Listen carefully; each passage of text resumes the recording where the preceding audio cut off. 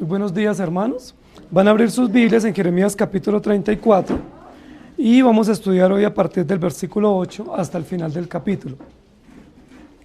Hemos venido estudiando en la primera parte del capítulo la amonestación que el rey Jeremías le dio el profeta Jeremías le dio al rey Sedequías con relación al tema de la esclavitud y al tema de cómo Dios va a entregar la ciudad.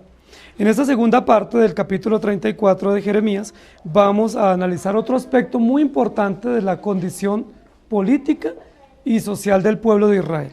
Entonces yo quiero que ustedes vayan conmigo al versículo 17. Al versículo 17 que dice así: Por tanto, así ha dicho Jehová, vosotros no me habéis oído para promulgar cada uno libertad a su hermano y cada uno a su compañero. He aquí que yo promulgo libertad, dice Jehová, a la espada y a la pestilencia y al hambre, y os pondré por afrenta ante todos los reinos de la tierra. Dos veces se menciona en este texto una verdad importante que nosotros vamos a estudiar hoy, y es la verdad de la libertad. Yo promulgo libertad. Y el título de la predicación de esta mañana es ese: yo promulgo libertad, que es una expresión que Dios da para el pueblo de Israel diciendo: yo promulgo libertad para este pueblo. Uno de los aspectos básicos de la vida del ser humano es el aspecto de la libertad. Es una necesidad básica de nosotros como seres humanos y es una de las necesidades básicas a las cuales Dios responde con el Evangelio, la libertad. Todos nosotros necesitamos y anhelamos ser libres. Todos nosotros necesitamos y anhelamos estar en libertad. Nosotros anhelamos la oportunidad cuando no podamos estar sujetos a alguien o esclavos a alguien o rindiendo cuentas, y nosotros añoramos muchísimo la libertad. Muchísimas personas dicen que Dios nos creó para ser libres, pero realmente la Biblia no dice en ninguna parte que Dios nos creó para ser libres. La Biblia dice que Dios nos creó para ser dependientes unos de otros. La Biblia dice que Dios nos creó para estar sujetos unos a otros, para rendir cuentas unos a otros. Ese concepto de que Dios nos creó para ser libres realmente es un concepto pecaminoso, es un concepto no correcto. Y muchas personas cuando estudian la Biblia dicen que todos los seres humanos tenemos lo que han llamado la libertad, o el libre arbitrio, o el libre albedrío. Entonces muchísimas personas dicen: no, Dios nos creó para ser libres. Cada uno de nosotros somos total y plenamente libres, y no estamos llamados a estar sujetos a nada ni a nadie. Ese no es un concepto del Evangelio, y por supuesto tampoco es un concepto de la condición propia nuestra. Si nosotros analizamos nuestra vida, absolutamente en todas las etapas de nuestra vida, necesitamos estar bajo autoridad y necesitamos estar dependiendo de otras personas y rindiendo cuentas. Entonces el concepto de la libertad plena o la libertad absoluta no existe. Sin embargo, la Biblia sí habla de una libertad civil o una libertad social. La Biblia sí habla de eso. El Evangelio y la ley de Dios nos habla y nos advierte en muchísimas oportunidades que nosotros no estamos llamados para vivir esclavos de una sociedad o esclavos de un sistema que esclavice a la persona de manera inhumana.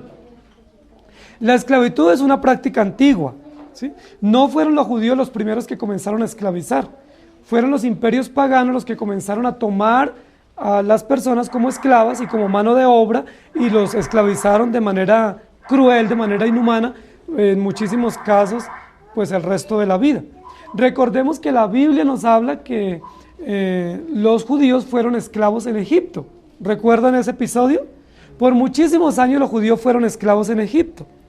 La Biblia habla de los amos tener criados, y esa fue una práctica antigua de los judíos. Los judíos más poderosos tenían criados, es decir, trabajadores. Tenían trabajadores y tenían trabajadores que trabajaban para ellos, pero la Biblia no habla entre los judíos en la historia antigua que ellos esclavizaran a otros. Fueron los egipcios los que comenzaron a esclavizar. Luego después fueron los babilonios, los caldeos y los grandes imperios, tomaban a otros para ser esclavos. Cuando Dios establece la ley pública en el Éxodo para Moisés, la Biblia habla sobre la esclavitud. Y dentro de la ley de Dios para el pueblo de Israel, establece unos parámetros para la esclavitud. Primero, no se podía esclavizar judíos. Los judíos sí podían tomar como esclavos a otros, pero que no fueran hebreos. Es decir, podían tomar gente de otros pueblos y los podían tomar como esclavos. Ese era un principio muy importante con relación al tema de la esclavitud. No se podían tomar esclavos judíos. ¿Estamos de acuerdo? Segundo principio con relación a la esclavitud. Los amos necesariamente tenían que soltar a los esclavos al 6º año.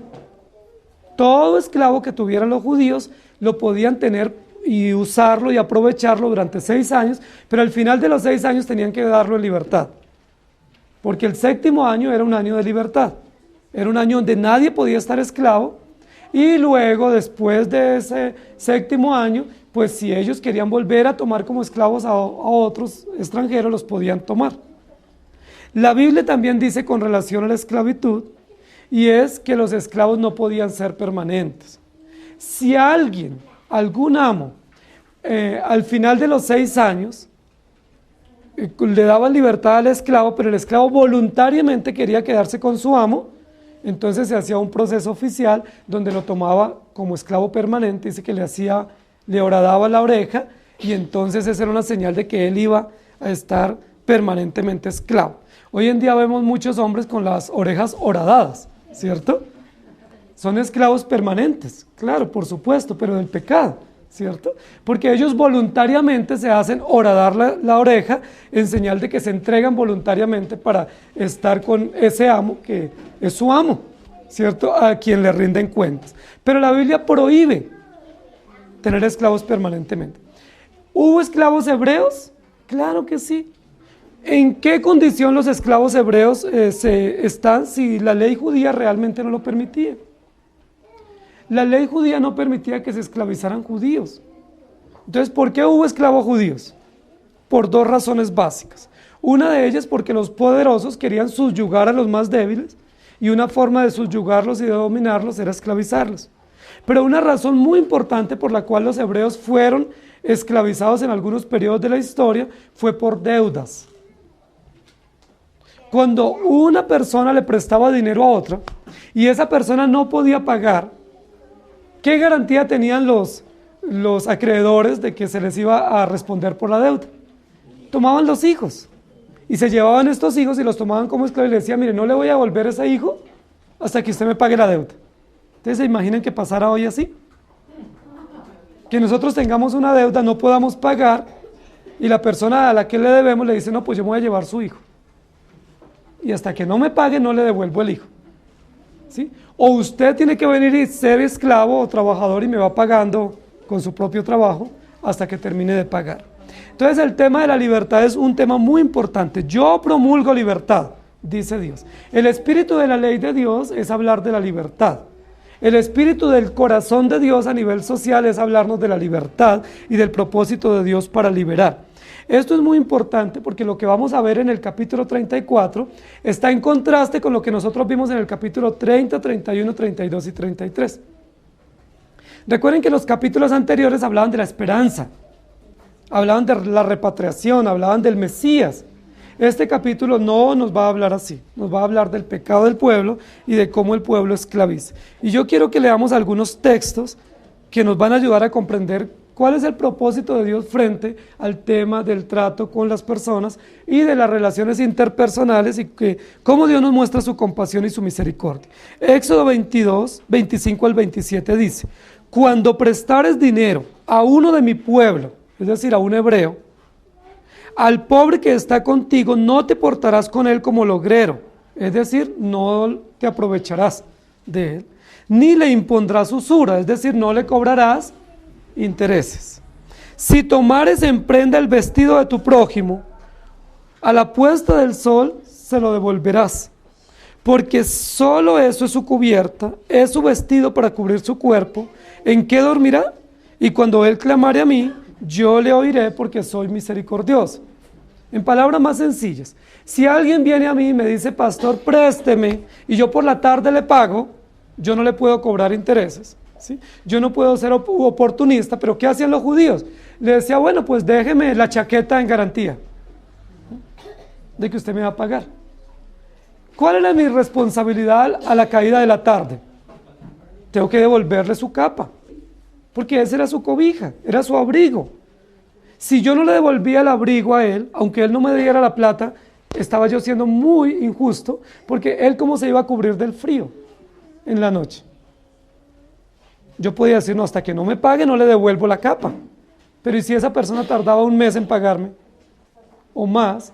Yo estaba siendo muy injusto con esa persona.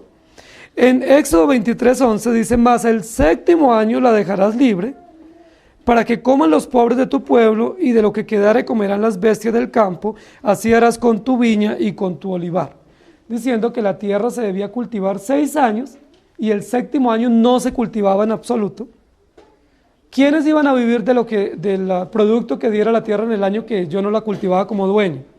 Los pobres, las viudas, los extranjeros. Ellos podían ir durante ese año a recoger o a cultivar durante ese año para ellos poder alimentarse. ¿No les parece interesante la ley de Dios? Muy parecidas a las leyes que nosotros tenemos. Levíticos 19:9 y 10 dice, cuando ciegues la mies de tu tierra, no cegarás hasta el último rincón de ella, ni espigarás tu tierra cegada y no rebuscarás tu viña, ni recogerás el fruto caído de tu viña, para el pobre y para el extranjero la dejarás. Yo, Jehová vuestro Dios, no oprimirás a tu prójimo, ni lo robarás, ni retendrás el salario del jornalero en tu casa hasta la mañana, no harás injusticia en el juicio, ni favoreciendo al pobre, ni complaciendo al grande, con justicia juzgarás a tu prójimo. Todas estas leyes son leyes para favorecer a los más necesitados, y para mostrar la compasión de Dios a favor de ellos. Luego en Levítico 25:6 y 25 al 28 dice, mas el descanso de la tierra dará para comer a ti, a tu siervo, a tu sierva, a tu criado y a tu extranjero que morare contigo. Cuando tu hermano empobreciere y vendiere algo de su posesión, entonces su pariente más próximo vendrá y rescatará lo que tu hermano hubiere vendido. Y cuando el hombre no tuviere rescatador y consiguiere lo suficiente para el rescate, entonces contará los años desde que vendió y pagará lo que quedare al varón a quien vendió y volverá a su posesión. Mas si no consiguiere lo suficiente para que se la devuelvan, lo que vendió estará en poder de lo que le compró hasta el año del jubileo, y el jubileo saldrá y él volverá a su posesión. Es decir, si se tomaba prenda en garantía por una deuda, se podía tomar, pero se podía tomar solo hasta el año del jubileo, y luego se debía devolver todas las prendas que te habían tomado como garantía. Deuteronomios 14:28 al 29. Al fin de cada 3 años sacarás todo el diezmo de tus productos de aquel año y lo guardarás en tus ciudades, y vendrá el levita que no tiene parte ni heredad contigo, y el extranjero, el huérfano y la viuda que hubiera en tus poblaciones, y comerán y serán saciados, para que Jehová tu Dios te bendiga en toda obra de tus manos que hiciere. Queridos hermanos, Dios es un Dios misericordioso. Justicia y misericordia van de la mano. La justicia se manifiesta en la ley, pero el propósito de estas leyes era beneficio al pobre y al necesitado. Yo les pregunto, cuando ustedes conocen las leyes que tienen nuestros países, ¿son leyes que son tendientes a favorecer al pobre y al necesitado? Las leyes que tiene nuestro gobierno, nuestros gobiernos, ¿son para favorecer a los más necesitados? Por ejemplo, dicen, vamos a dar un subsidio para vivienda, y 800,000 personas van a poder tener vivienda propia, especialmente familias de estrato 1 y 2 o bajo cero, su estrato. Yo les pregunto, ¿realmente se benefician esas 800,000 familias de tener vivienda? Generalmente eso no les llega al más necesitado.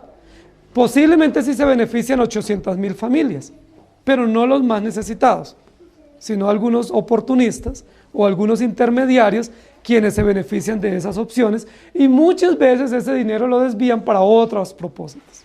Lamentablemente, la mayoría de los procesos que se llevan en nuestro país se llevan contra dirigentes públicos o políticos.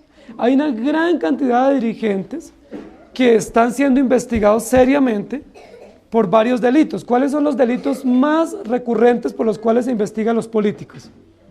Enriquecimiento ilícito, es decir, tomaron el dinero que no les correspondía y lo usaron para ellos.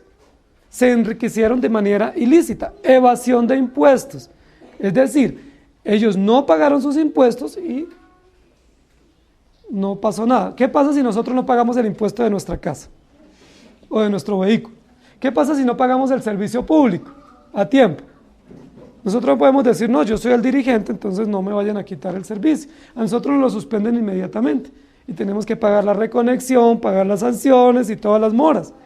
Entonces miren que es interesante eso. No estoy diciendo que a nosotros nos traten como tratan al político. Estoy diciendo que hay injusticia, porque ellos que son dirigentes y que deben ser modelo y que tienen el dinero suficiente para cubrir sus gastos, se apropian del dinero del más necesitado, lo roban y se aprovechan de él. Eso es lo que la Biblia nos va a decir básicamente, y en ese sentido es que nosotros vamos a trabajar el texto de hoy. Yo quiero que vayamos en la primera parte del pasaje del 8 al 11 y quiero que me acompañen allá ahí mentalmente. Dice, palabra de Jehová que vino a Jeremías después que Sedequías hizo pacto con todo el pueblo en Jerusalén para promulgarle libertad, que cada uno dejase libre a su siervo y a su sierva, hebreo y hebrea, que ninguno usase a los judíos sus hermanos como siervos.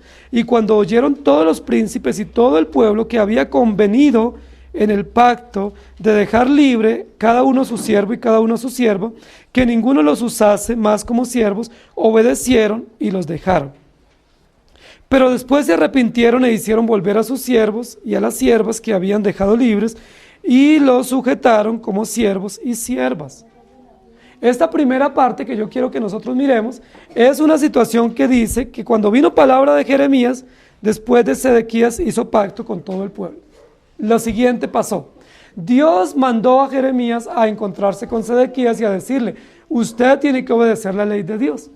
Una de las múltiples leyes que habían desobedecido en ese momento histórico era la ley de soltar a los esclavos o de liberarlos para que volvieran a su tierra y a su familia. Esa ley la habían desobedecido. Muchos reyes habían desobedecido. Dice la Biblia que desde los padres, es decir, desde el principio que se dio la ley, se estaba desobedeciendo esa ley. Sedequías escucha que Dios está molesto, está reclamando porque ellos han desobedecido la ley, y Sedequías promulga un edicto, un decreto donde dice todos los que tengan esclavos hebreos los tienen que devolver a sus casas. ¿Eso era importante hacerlo? Por supuesto que sí. Lo interesante de esto fue que cuando Sedequías promulga este edicto, realmente no es un edicto de Sedequías. ¿Quién fue el que dio el edicto de la libertad de los esclavos?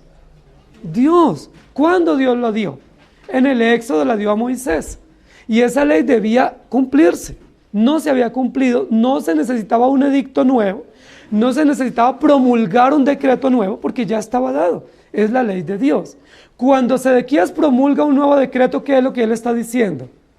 Que esa ley la estableció él y que debe ser honrado y reconocido porque él es muy benévolo con los esclavos y que él determinó en su gobierno que sean dados en libertad.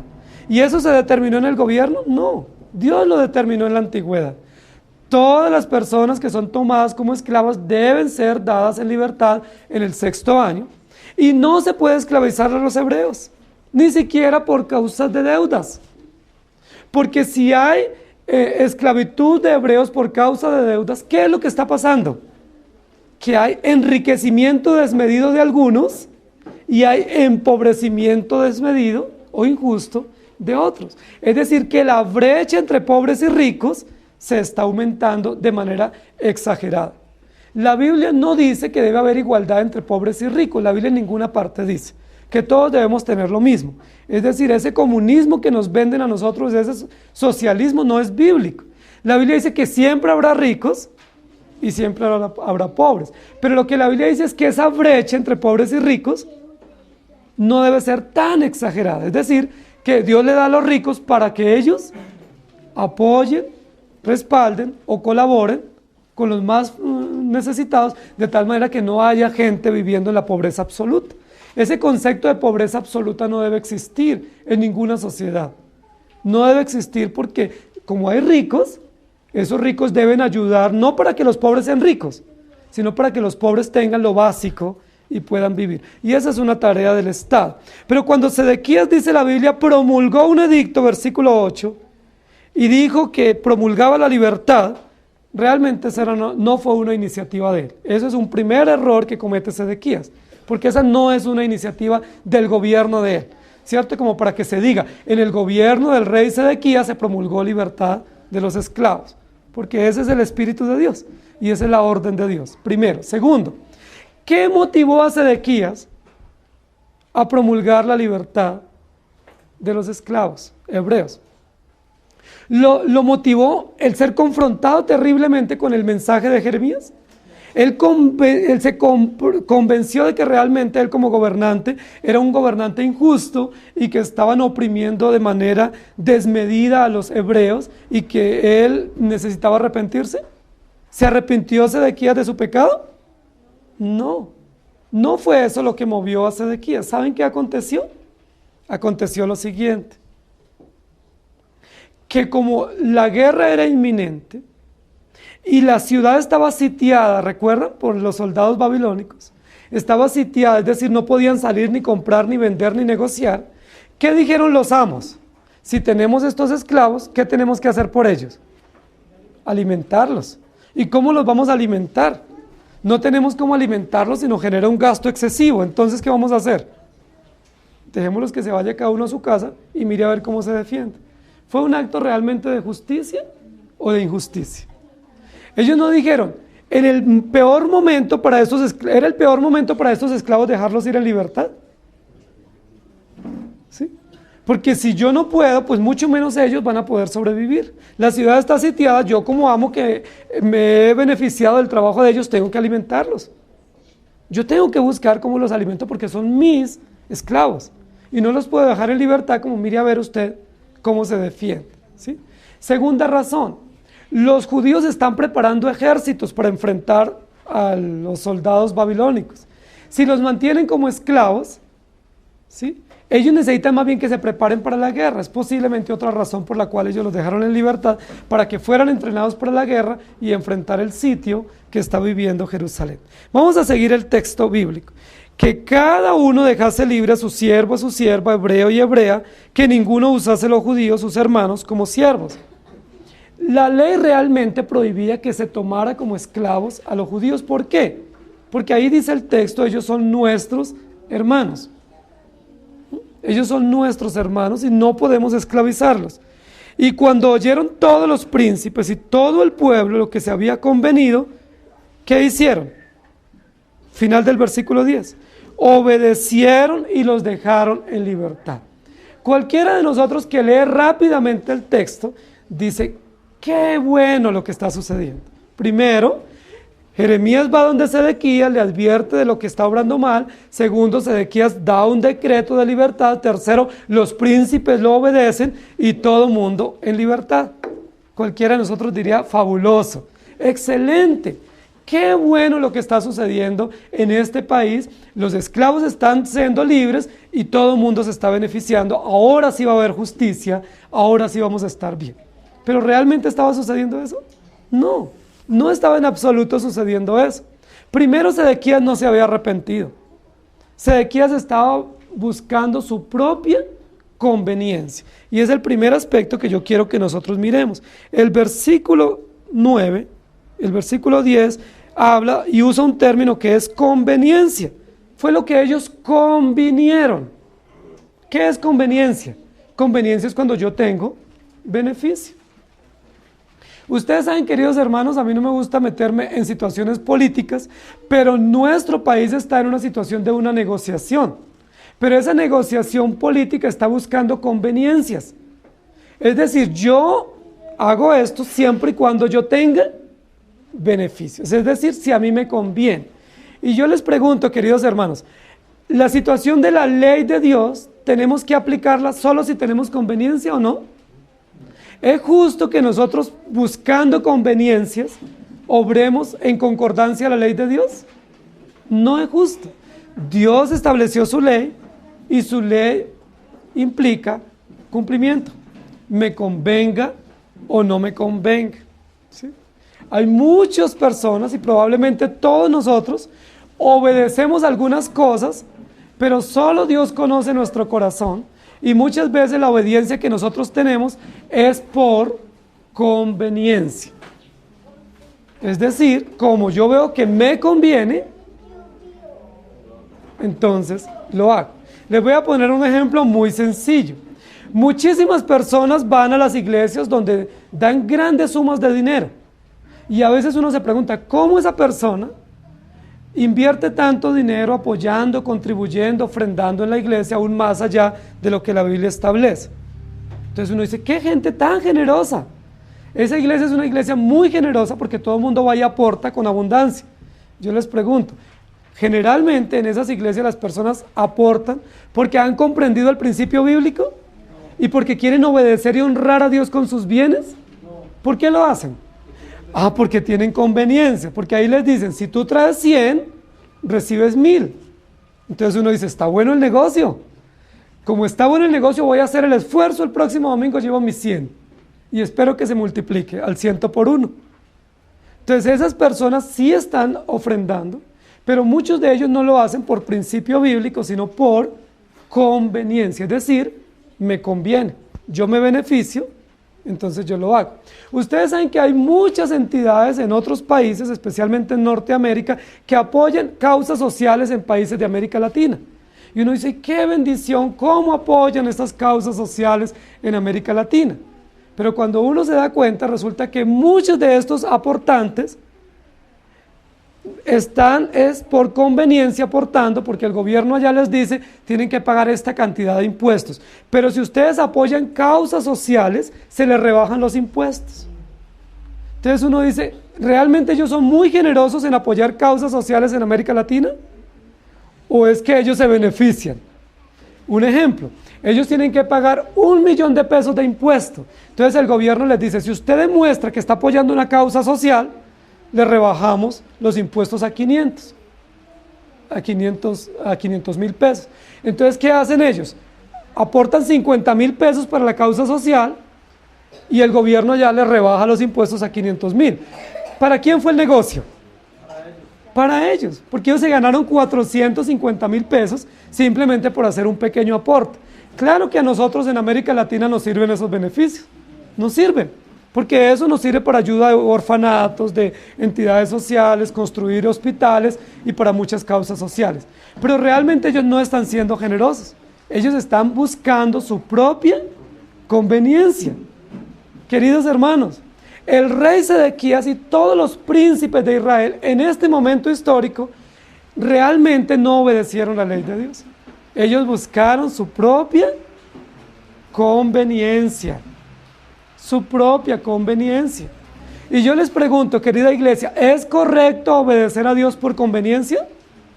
¿Debemos realmente obedecer a Dios por conveniencia? No. Debemos obedecer porque Dios ordena, porque esa es su voluntad y porque nosotros debemos obedecer porque demostramos nuestra gratitud a Dios, sin buscar ningún tipo de conveniencia. Nosotros siempre buscamos conveniencia. Por ejemplo, cuando los jóvenes están buscando esposa, tanto el que está buscando como la familia está diciendo si esa persona le conviene o no. Y generalmente, ¿cuándo vemos que a esa persona le conviene? Es de buena familia, ¿sí? Tiene una estabilidad económica ya definida. No, le conviene. Sí le conviene. ¿Sí? Realmente nosotros estamos buscando la conveniencia.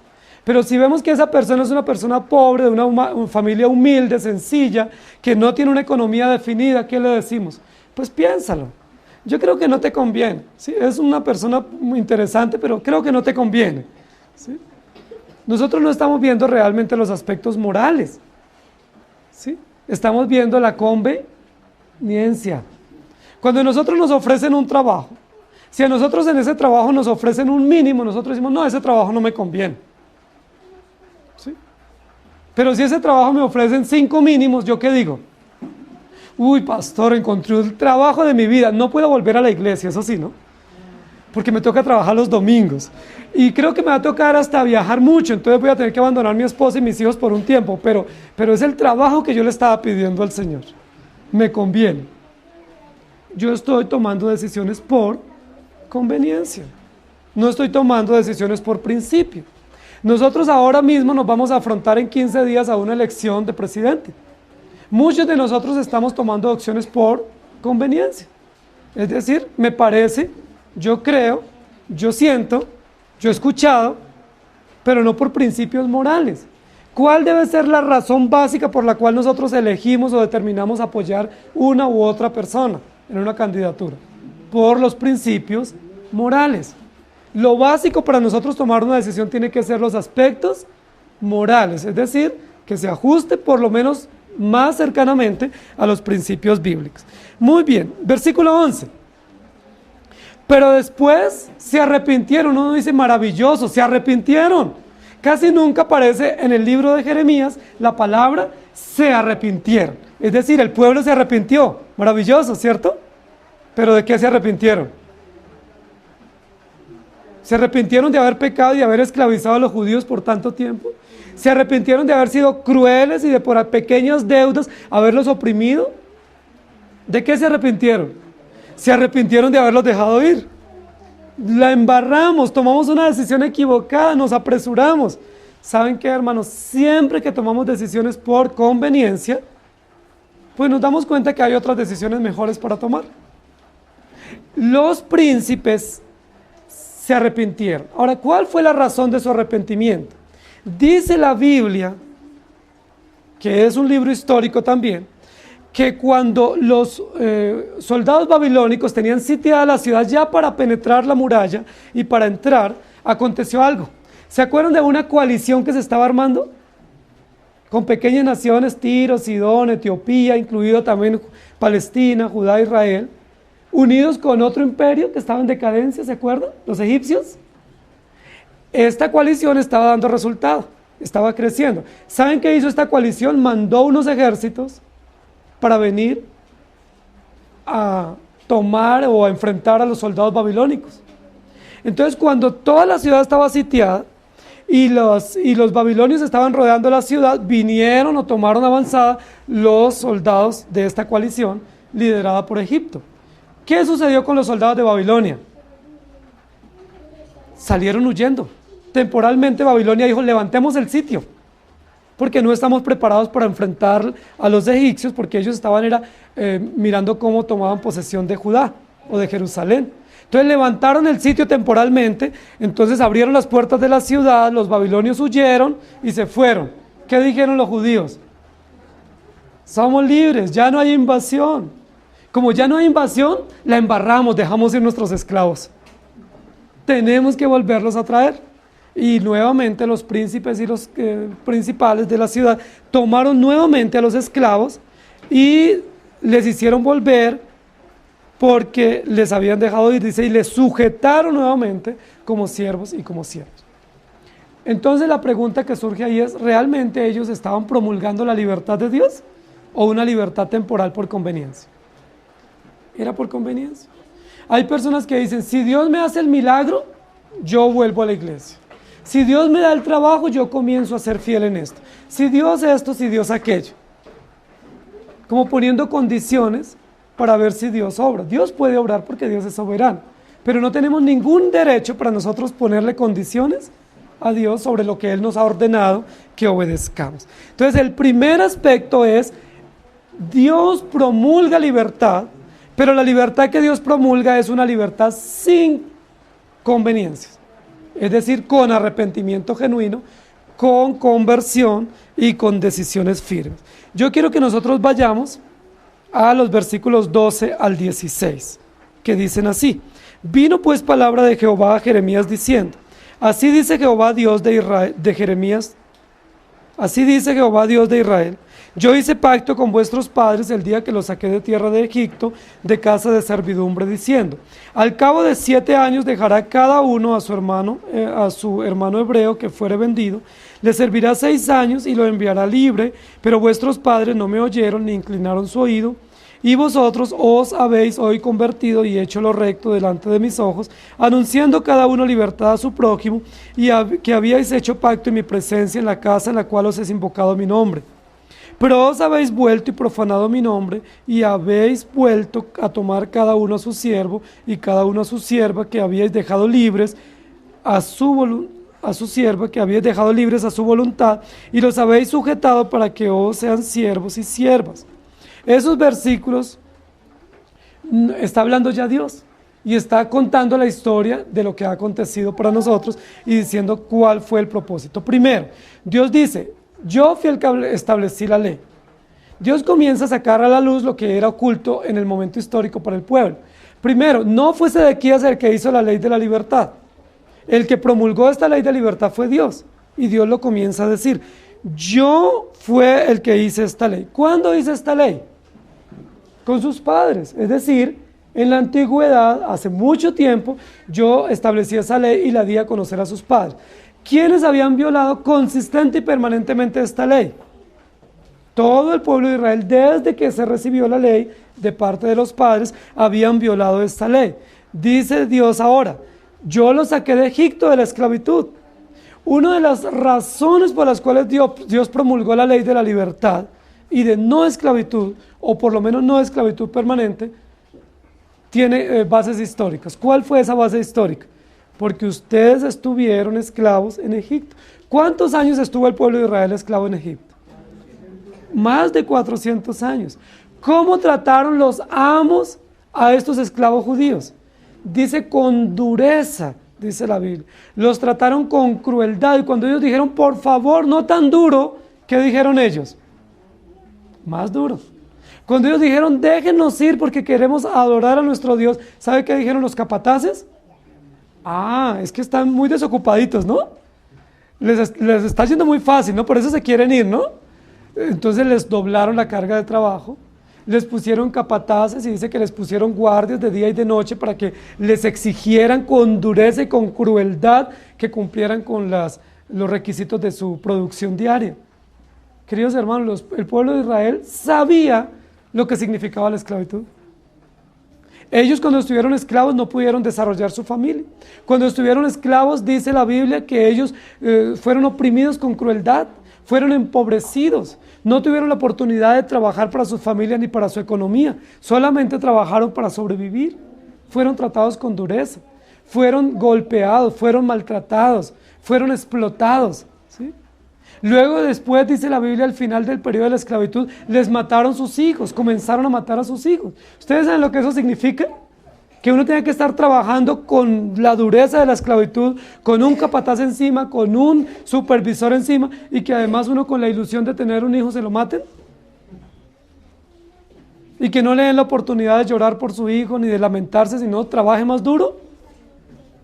Que cuando él diga quiero un tiempito libre porque estoy muy cansado, le den por la espalda con el látigo y le digan lo que usted está siendo negligente. ¿Los judíos sabían lo que era la esclavitud? Supieron por años, supieron por décadas lo que era la esclavitud, lo que era no tener un territorio propio, lo que era no tener una casa propia, lo que era no tener una familia, tener tiempo libre, tener tiempo de descanso, determinar sus actividades, tener sus celebraciones naturales como cualquier familia las tiene. Ellos sabían lo que era la esclavitud. Por eso cuando salieron de Egipto Dios dice, no podrán tener esclavos permanentemente. No los tengan, porque ustedes fueron esclavos. Ustedes fueron esclavos, no tengan esclavos. Y Dios les está recordando la ley y recordando la historia. Versículo 13. Dice, yo hice pacto con vuestros padres el día que los saqué de Egipto, de la casa de servidumbre o de opresión, y yo les dije que si tenían esclavos los tuvieran por 6 años y en el 7º año los dejaran en libertad. Esa era la ley de la manumisión de los esclavos, es decir, la libertad de los esclavos. Ellos tenían que ser manumitidos, es decir, entregados, sueltos, para que fueran a su casa y fueran con su familia, descansaran 1 año y después de ese año, si ellos los querían volver a tomar, estaba bien, o si no, podían cambiar de amo. Era una ley muy interesante de justicia social, de justicia civil. ¿Qué había hecho el pueblo? No había obedecido por muchos años y luego Dios recuenta y dice, luego Sedequías hizo un pacto, en ese pacto ordenó soltar a los esclavos, lo hicieron, pero luego después se dieron cuenta que se habían equivocado y lo regresaron. ¿Cómo Dios califica lo que ellos acaban de hacer? ¿Qué término Dios usa para calificar la actitud del pueblo? Versículo 16. Ahí está el calificativo, el delito que ellos cometieron. Es un calificativo que tiene implicaciones jurídicas. No fue simplemente se equivocaron o porque devolvieron la determinación de soltar a los esclavos, porque desobedecieron o como decimos nosotros hoy, ¿por qué se equivocaron? ¿O por qué cometieron ese error? No, la Biblia no habla de errores. La Biblia no habla de equivocación, la Biblia habla de pecados. Y los pecados implican transgresiones deliberadas de la ley de Dios. ¿Cuál fue el pecado que cometieron ellos? Profanar el nombre de Dios. ¿Qué es profanar? Profanar es tirar por el piso o pisotear el nombre santo y perfecto de Dios. ¿Por qué ellos hicieron eso? Y uno diría, pero ¿qué profanación es eso? Si eso tenía una implicación civil, simplemente. El rey considera una ley, considera una condición de unos esclavos, ordena liberarlos y después pues se equivocan o ellos se retraen de la decisión y vuelven y los toman como esclavos. ¿Eso es una profanación? Uno diría no. Pero ¿saben por qué fue una profanación? Porque el versículo 13 y el versículo 14 dice que ellos hicieron un pacto delante de Dios. ¿Cuál fue el pacto que ellos hicieron en presencia de Dios? Que iban a soltar a los esclavos y que se iban a someter a la ley y que no los iban a volver a tomar. ¿En qué consistió la profanación? En que no fue solamente una decisión civil. Bueno, llegamos a la conclusión que no hemos cumplido esto, soltemos los esclavos y que se vayan para su casa. Eso hubiera tenido unas implicaciones civiles, sociales solamente, de mano de obra que liberaban para que ellos fueran a sus casas. El problema en el cual incurrió el pueblo fue que el rey Sedequías, para darle más valor y para que tuviera como más sentido lo que él estaba haciendo, fue que hicieron un pacto. ¿Y ante quién se hacen los pactos? Ante Dios.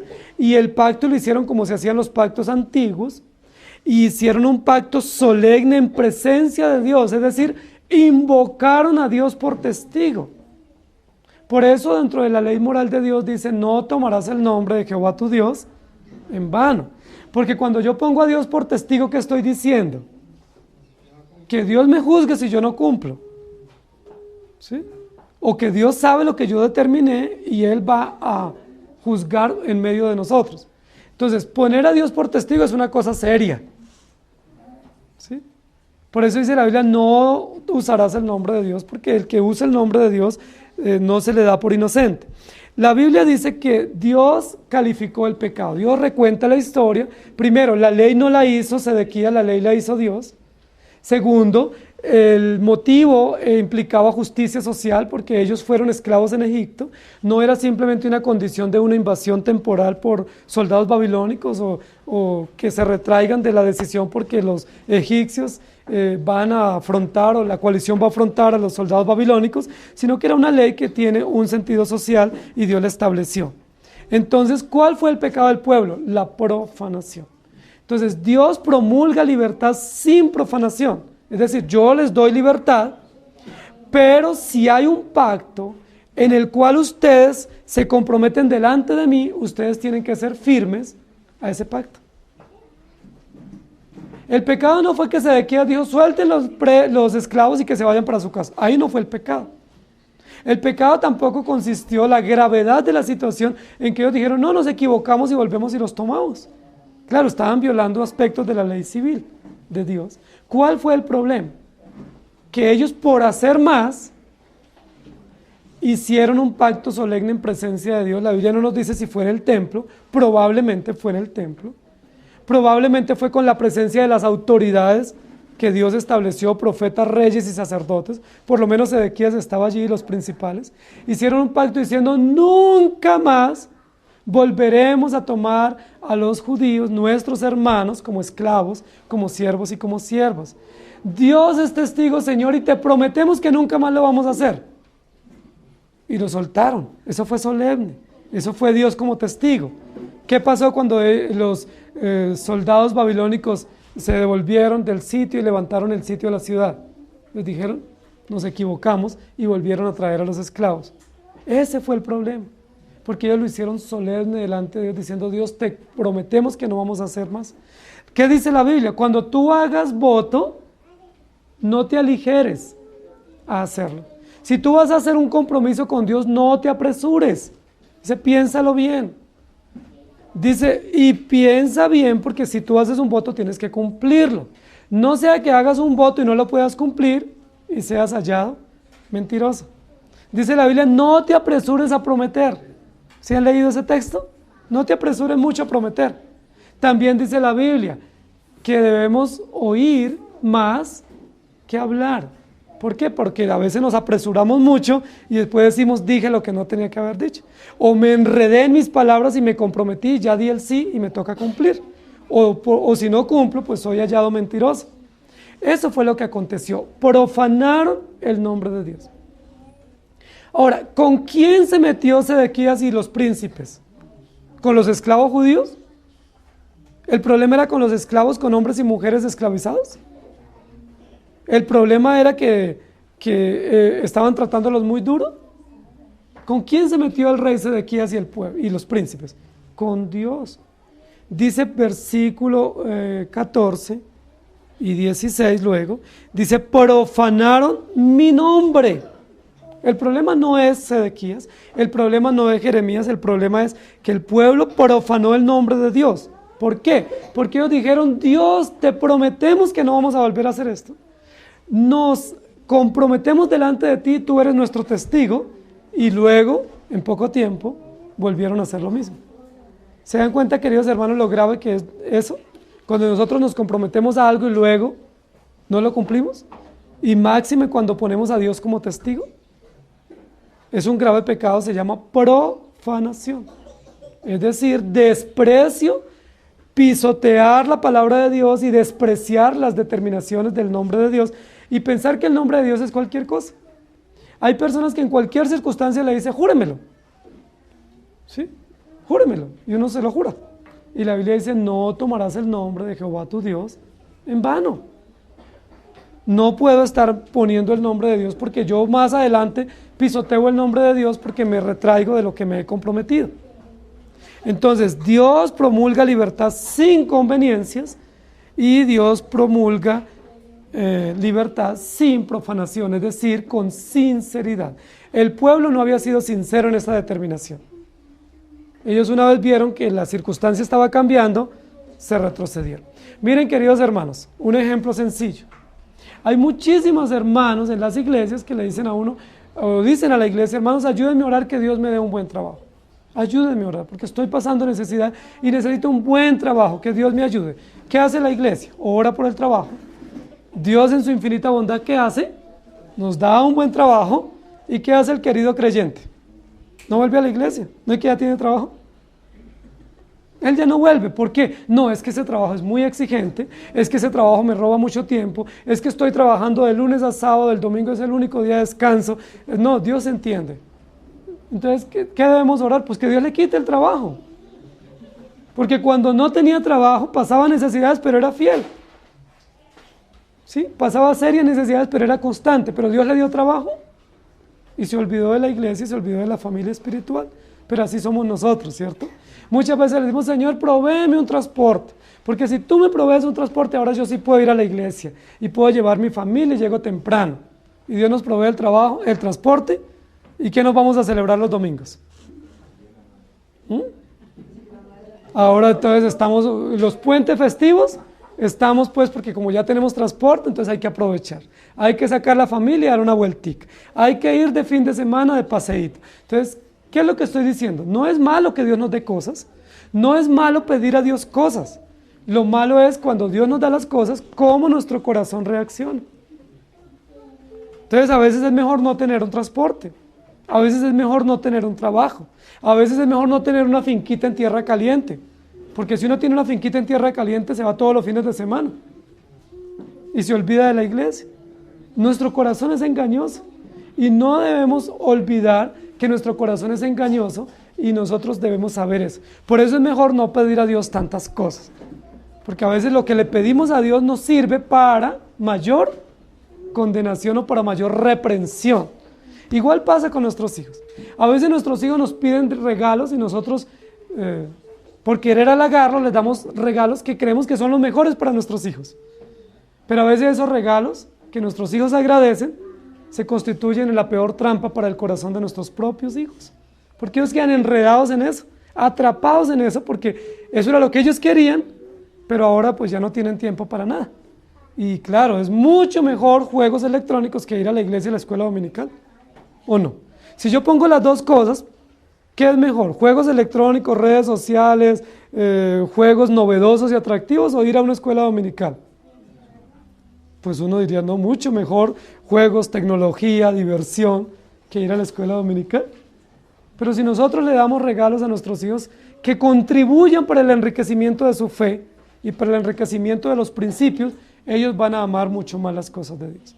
Muy bien, sin profanación, libertad sin profanación, no es libertad por conveniencia, no es libertad solo para que nos vean y para demostrar que lo estamos haciendo cuando realmente nuestro corazón está lejos de Dios, porque muchísimas personas lo hacen, inclusive nuestros gobernantes lo hacen.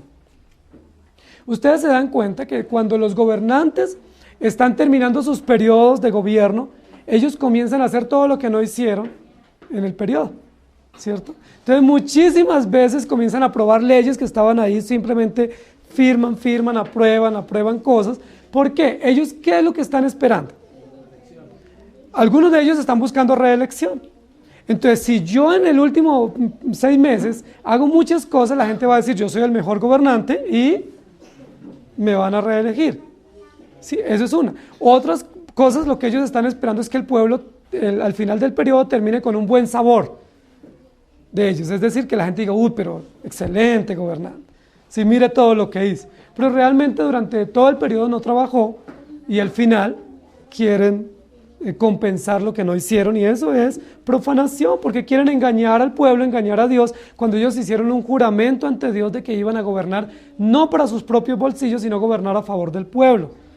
Ese fue el juramento. Todo gobernante público, cuando es instalado, se instala con un juramento, que él se compromete ante una nación y ante Dios de gobernar para cumplir una constitución y para cumplir un plan de gobierno. La mayoría no lo hacen. Por supuesto, no tienen el temor de Dios en su gran mayoría, pero eso es injusto y también es una forma de profanar el nombre de Dios y la ley de Dios y de destruir a una sociedad. Y en tercer lugar, versículos 17 al 22. Vamos juntos allí, acompáñenme.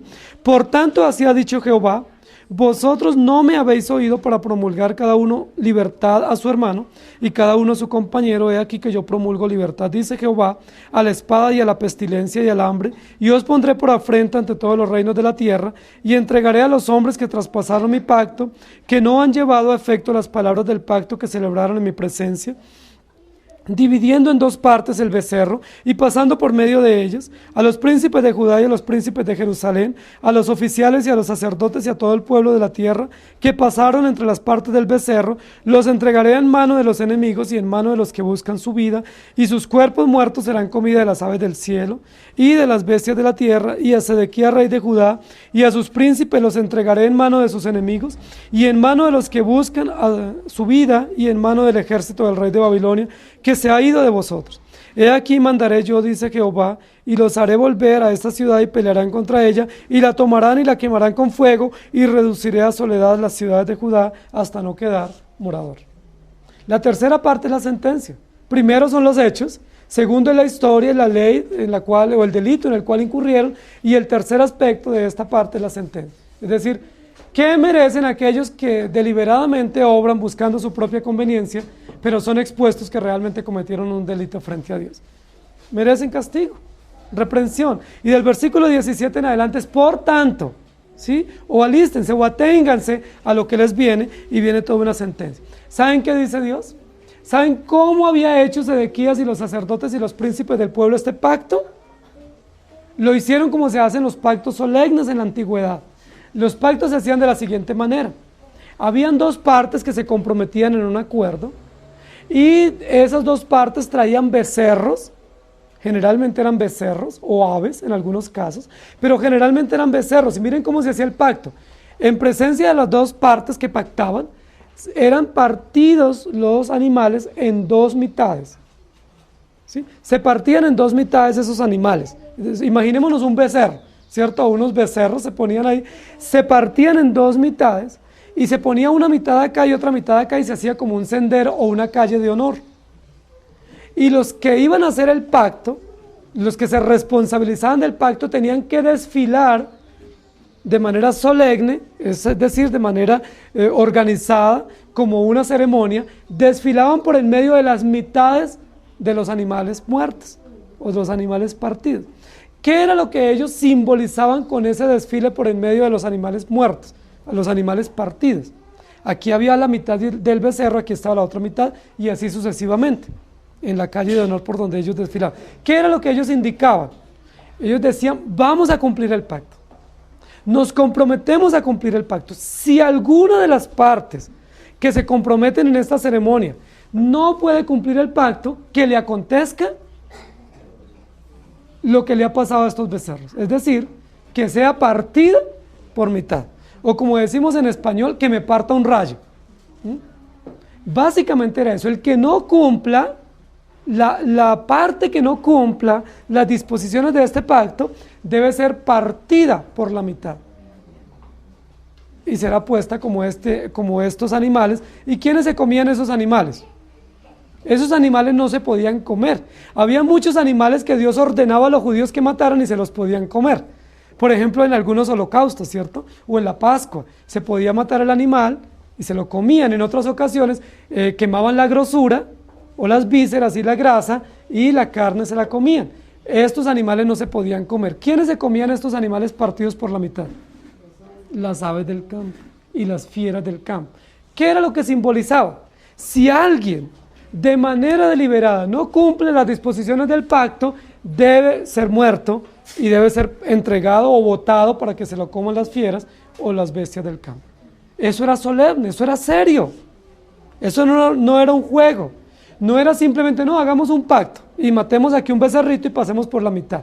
No, era un pacto solemne, delante de Dios como testigo, con las disposiciones propias de un pacto y con las consecuencias propias del incumplimiento. Recuerden que cuando Dios hizo pacto con Abraham, ¿sucedió así? ¿Recuerdan el pacto de Dios con Abraham? La Biblia dice que en ese pacto hubo muerte de animales y ¿quiénes tenían que pasar por en medio de esos animales muertos? ¿Quién pasó? ¿Quiénes más pasaron? ¿Quiénes eran las partes pactantes en Génesis? Génesis 15. Solo Dios, porque el pacto es unilateral. Abraham no tenía por qué pasar, porque Abraham era beneficiario del pacto, mas no parte integral en la institucionalización u oficialización del pacto. Solo Dios pasó, dice la Biblia que pasó Dios por en medio de los animales partidos. Y dice la Biblia, esto es una historia interesante, que Abraham le dio sueño, que estuvo mucho tiempo esperando y luego se consumieron estos animales, este holocausto. Fue interesante, pero el pacto que Dios hizo con Abraham, es decir, el pacto de gracia, el pacto de redención, el pacto eterno, fue sellado de manera solemne como selló Sedequías este pacto. Ahora, ¿Dios le dijo a Sedequías que lo hiciera así? No, ¿por qué lo hizo? Cuando él hizo ese pacto tan solemne, matando animales y pasando por en medio, ¿quiénes pasaron por en medio de estos animales muertos? En el caso del rey Sedequías. Dice allí, ¿cierto? Está allí en el versículo 19. Los príncipes de Judá, los príncipes de Jerusalén, los oficiales, los sacerdotes y todo el pueblo.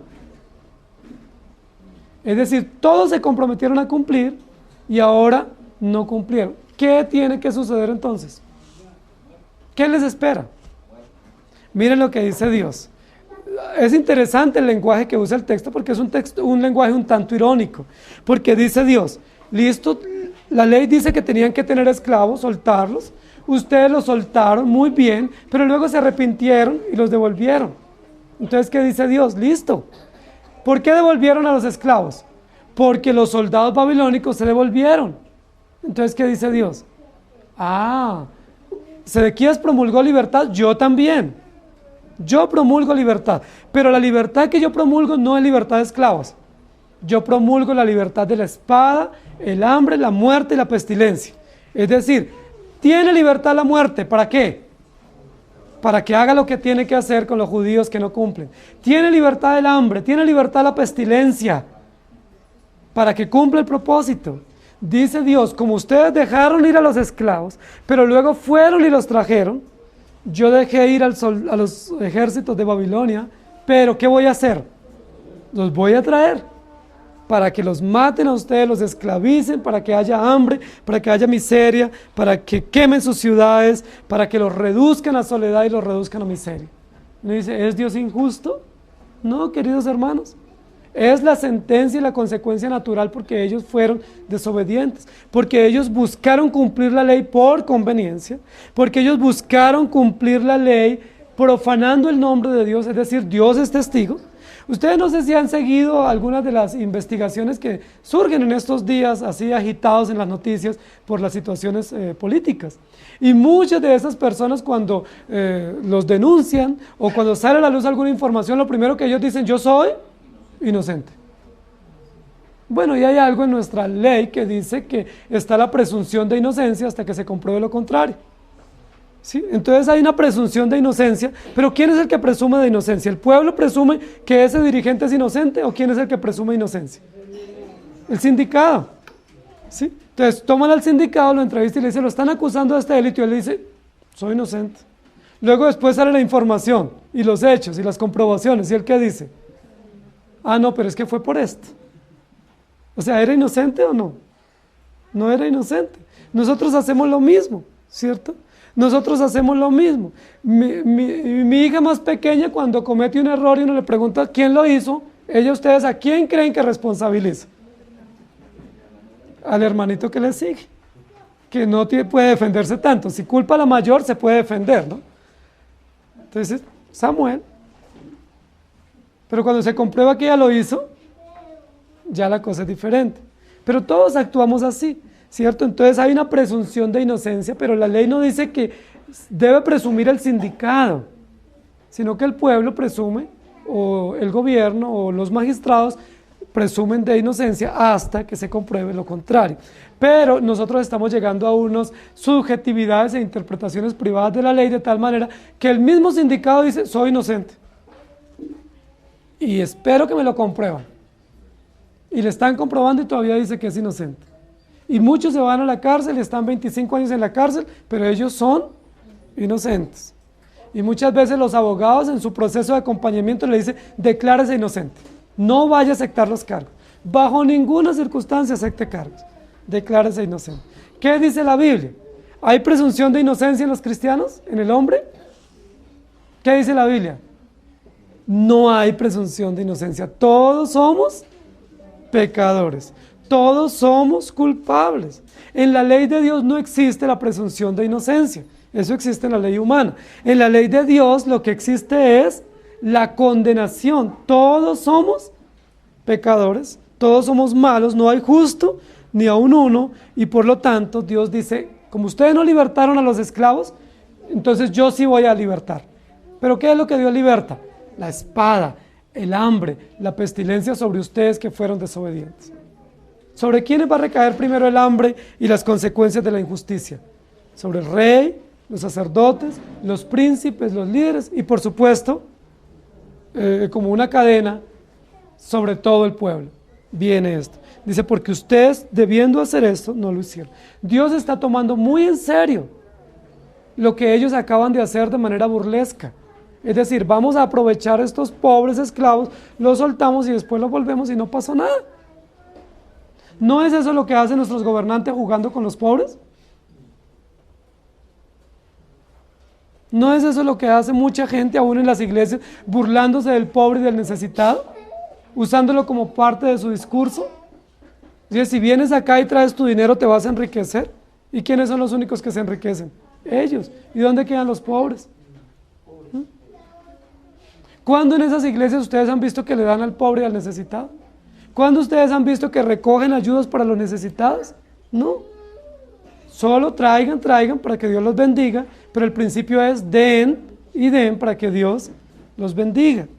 Dice Dios, como ustedes les pareció cosa fácil causar mayor dolor y mayor opresión, porque es una forma de oprimir más. Después de tenerme a mí como esclavo por un tiempo, que me digan, váyase y queda libre, y juren que no me van a volver a tomar como esclavo, y luego me vuelvan a traer. ¿Eso no es un engaño? ¿Una falsa expectativa? ¿Una falsa esperanza? ¿Eso no causa mayor conmoción en mí? ¿Eso no es una forma de victimizarme más? Por supuesto, es una revictimización. Los vuelven a oprimir de manera mucho más cruel, porque luego que me crean la falsa expectativa de libertad, vuelven y me oprimen. Eso es igual como que usted esté en su trabajo, y en su trabajo le digan, mire, ¿sabe qué? Tiene una semana libre. Le vamos a dar una semana libre por algunas razones y usted va a recibir el salario normal, no se preocupe por venir al trabajo. Y usted se va para su casa, usted prepara sus planes para la semana libre y al segundo día los llaman y le dicen, hubo una emergencia en la empresa, tiene que volverse. ¿Usted se pone feliz por eso?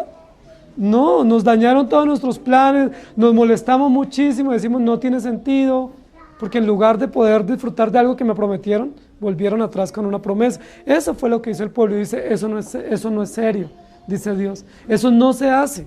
Esa burla, esa victimización que se hace a los oprimidos, esa forma como se les da falsas esperanzas simplemente por conveniencias políticas y por conveniencias económicas, no se hace. Entonces ahora sí voy a actuar yo, dice Dios. Ahora sí quiero que escuchen lo que voy a hacer. Promulgo libertad, pero no la libertad de Sedequías, porque la libertad de Sedequías es sin arrepentimiento, con conveniencia, con profanación y con impunidad. Yo voy a promulgar libertad, pero la libertad mía es con justicia y con misericordia. Entonces, por justicia, ustedes necesitan espada, necesitan hambre y necesitan que sus ciudades sean destruidas. Y eso es lo que voy a hacer. Ya los soldados están llegando a Babilonia, pero no se preocupen, yo los vuelvo a traer. Eso es sencillo, yo los vuelvo a traer, dice el versículo final, termina con esa idea. He aquí mandaré yo, dice Jehová, y los haré volver a esta ciudad, y pelearán contra ella, y la tomarán y la quemarán con fuego, y reduciré a soledad las ciudades de Judá, hasta no quedar morador. Punto.